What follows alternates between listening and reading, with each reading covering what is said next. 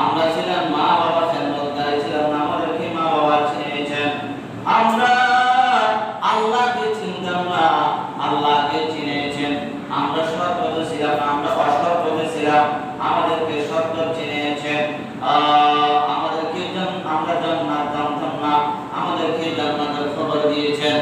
ওই নবীকে আমরা তো কিছু দিতে পারি নাই। এখন তো নবীর অবস্থা ভালো না, নবীর খরচ বেশি হচ্ছে, আয় নাই।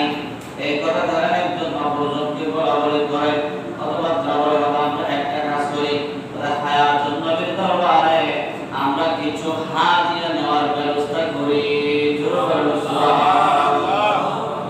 এইভাবে একদম সাহাবা একজন আনসার আর তার আনসারকে বলাবলি করতে করতে তারা যে জায়গা করেছে এক একজন এক একটা জিনিস নিয়ে আসতেন মদিনা পাকের মধ্যে।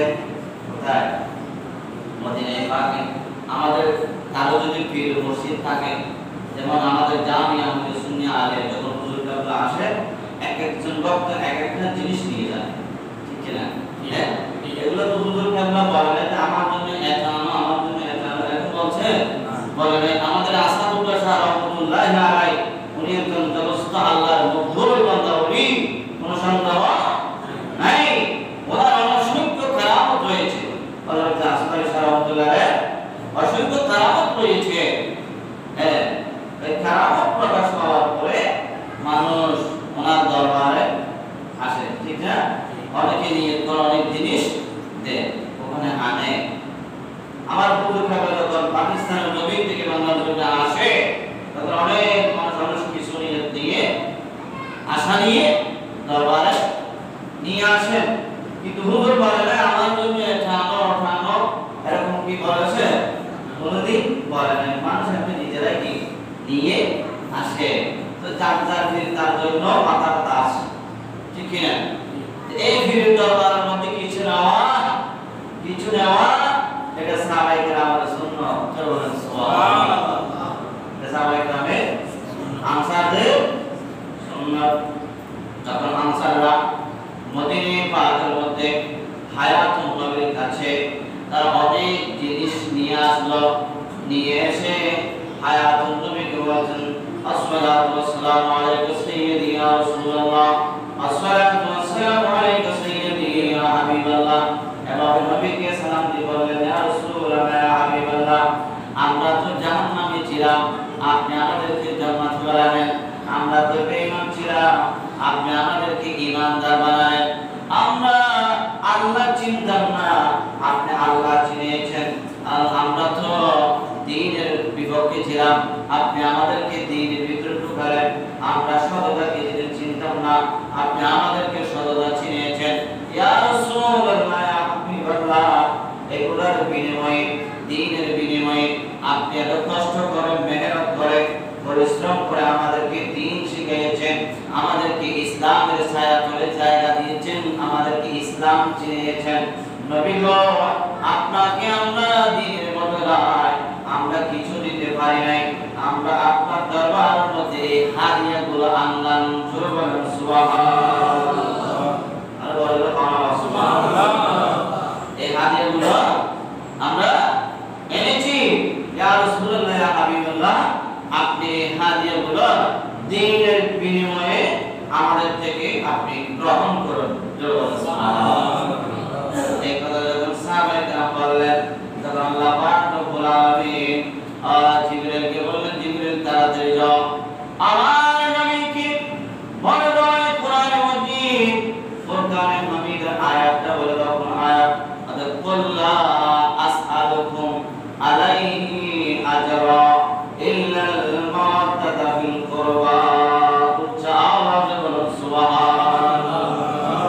মেহবুব আপনি বলুন দ্বীনের বিনিময়ে ধর্মের বিনিময়ে আমি আপনাদের কাছ থেকে আমার সাহাবায়ে কেরাম কিছু চাই না, আমি একমাত্র একটা জিনিস চাই, এটা হচ্ছে আমার যারা আত্মীয় স্বজন, আমার যারা নিকটবর্তী, আমার আওলাদ, আমার বংশধর দুনিয়াতে থাকবে, তাদের মহব্বত তোমাদের অন্তরে চাই। সুবহানাল্লাহ। কে বলেছে? আল্লাহ। অর্থাৎ সাহাবায়ে কেরাম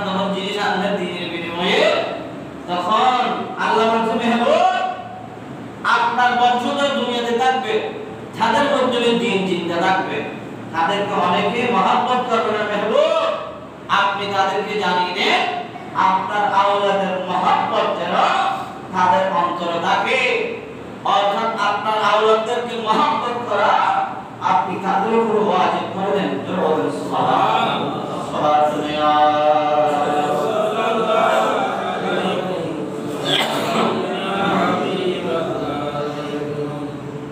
নবীর আওলাদের মহব্বত, নবীর বংশধর, নবীর আহলে বাইতের মহব্বত অন্তরে রাখার জন্য খোদা লা ইলাহা ইল্লাল্লাহ নিজে কোরআনে বলেছেন, সুবহানাল্লাহ।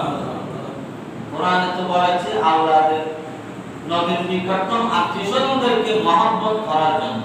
কিন্তু নবীর আওলাদ খারাপ, এটা চিন্তা করবেন। খাকে মহব্বত করবে, খাকে স্নেহ করবে, খাকে অন্তর দিয়ে ভালোবাসবে, এটা অবশ্যই পরিচয় পেতে হবে। তখন এই আয়াত যখন নাযিল হলো, হযরতে আব্দুল্লাহ ইবনে আব্বাস রাদিয়াল্লাহু তাআলা আমার নবীর দরবারে এসে বললেন, ইয়া রাসূলুল্লাহ, ইয়া হাবিবাল্লাহ, মান করাবাতুকা হাউলাইল্লাযিনা ওয়াজাবাত আলাইনা মাওয়াদ্দাতুহুম। সুবহানাল্লাহ। ইয়া রাসূলুল্লাহ, ইয়া হাবিবাল্লাহ, আল্লাহ যে আমাদের উপরে ওয়াজিব করেছে মহব্বত করা, আপনার নিকটতম আত্মীয়দেরকে মহব্বত করা আমাদের উপরে, সাহাবায়ে কেরামদের উপরে, আপনার সকল উম্মতের উপরে আল্লাহ যে ওয়াজিব করে দিলেন। ইয়া রাসূলুল্লাহ, আপনার ওই নিকটতম আত্মীয় কারা? আপনার নিকটতম আত্মীয় কারা? আপনি একটু সামনে সরে আসেন, একটু মানুষগুলো বসতে পারে। সালাত দুনিয়া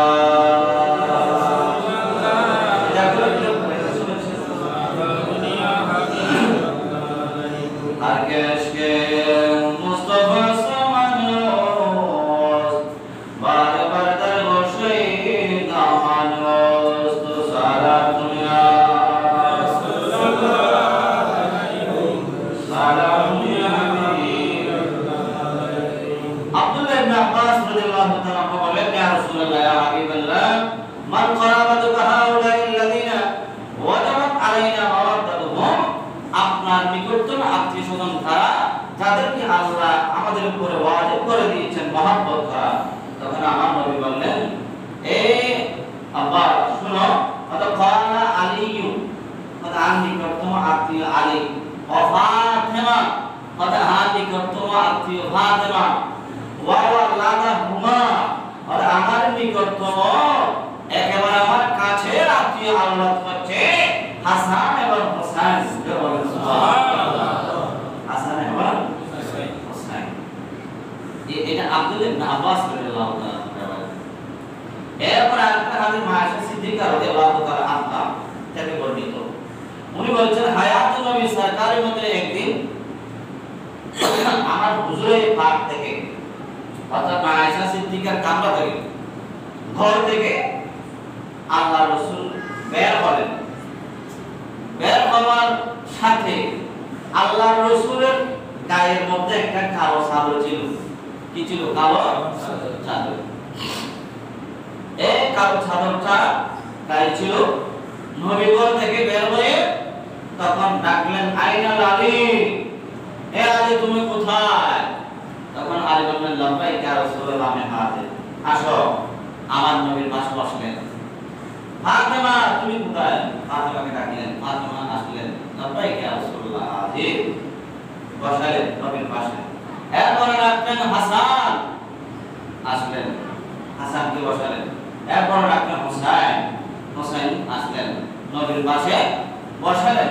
তো বসানোর পরে তখন ওই যে নবীর কাঁধের মধ্যে, গায়ের মধ্যে একটা কালো চাদর ছিল, ওই চাদরটা এভাবে মাথার উপর দিলেন।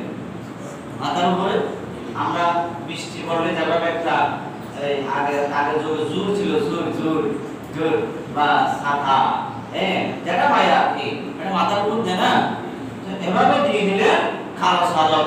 তো কালো চাদরটা মাথায় দিয়ে আল্লাহ রাসূল কোরআনের একটি আয়াত কারীমা তেলাওয়াত করতে লাগলো, যেটা সূরা আহজাবের 22 নম্বর আয়াত। কি কি বললেন?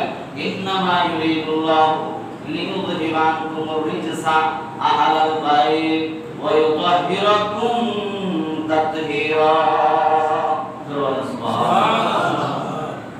এই আয়াত আল্লাহ রাসূল পাঠ করলেন। ইন্নামা ইউরিদুল্লাহু, নিশ্চয় নিশ্চয় আল্লাহ ইরাদা করেন, আল্লাহ চান, লিইউযহিবা আনকুমুর রিজসা আহলাল বাইত, আহলাল বাইত থেকে রিজিস নামা গুনাহের কাজ এগুলো তাদের থেকে আল্লাহ দূর সরাই রাখেন। আল্লাহ চান না তারা যে পাপ করো, গুনাহ করো, এটা আল্লাহ চান না। আল্লাহ কি চান? অতএব হিরকুম তাতহীরা, আল্লাহ সব সময় আহলে বাইতদেরকে পুতু পবিত্র রাখতে। সুবহানাল্লাহ। তাহলে আহলে বাইত কারা বোঝা যাচ্ছে? আল্লাহ রাসূল কারা বোঝা যাচ্ছে? এই দুই রিওয়ায়াতের মধ্যে হযরত ফাতিমা, হযরত আলী, হযরত হাসান, হযরত হুসাইন, তাদেরকে কি করতে হবে? অন্তর থেকে মহব্বত করতে হবে। তো তাদেরকে মহব্বত করলে কি হবে? এরপর আরেকটা হাদিস শুনেন। নবী বলছেন, মান আহাব্বানি ওয়া আহাব্বা হাদাইনি ওয়া আবাহুমা কানা মাই ফি দারাজাতি ইয়াউমাল কিয়ামাহ। সুবহানাল্লাহ। আমার নবী বললেন, হে আমার উম্মতরা শুনো শুনো, জেনে রাখো, মান আহাব্বানি, যারা আমাকে মহব্বত করবে, যারা আমাকে মহব্বত করবে, ওয়া আহাব্বা হাদাইনি, যারা এই দুইজনকে মহব্বত করবে, এই দুইজন দ্বারা ইমাম হাসান, ইমামে হুসাইন, এই দুইজনকে আল্লাহ রাসূল ধরবেন না। অথবা আহাব্বা হাদাইনি, তারা দুইজনকে যারা মহব্বত করবে, এবং ওয়া আবাহুমা, যারা এই দুইজনের মা বাপ দুজনকে মহব্বত করবে, তাদের কি হবে? কানা মাই, তারা আমার সাথে থাকবে। কোথায়? ফি দারাজাতি, তাদের সম্মান বুলন্দ হবে ইয়াউমাল কিয়ামাহ, কিয়ামতের ময়দানে। কঠিন সময়ের মধ্যে কেউ কারো উপকারে আসবে না, সাহায্য করবে না। অথবা কিয়ামতের ময়দানের মধ্যে যারা ইমাম হাসান এবং হুসাইনকে মহব্বত করবে, তাদের আব্বা আম্মাকে যারা মহব্বত করবে, তারা কিয়ামতের ময়দানের মধ্যে আমি নবীর সাথে থাকবে এবং তারা মর্যাদাওয়ালা হয়ে থাকবে। সুবহানাল্লাহ। আল্লাহু সুবহানাল্লাহ। ইমাম হাসান এবং হুসাইনকে মহব্বত করলে কিয়ামতের ময়দানে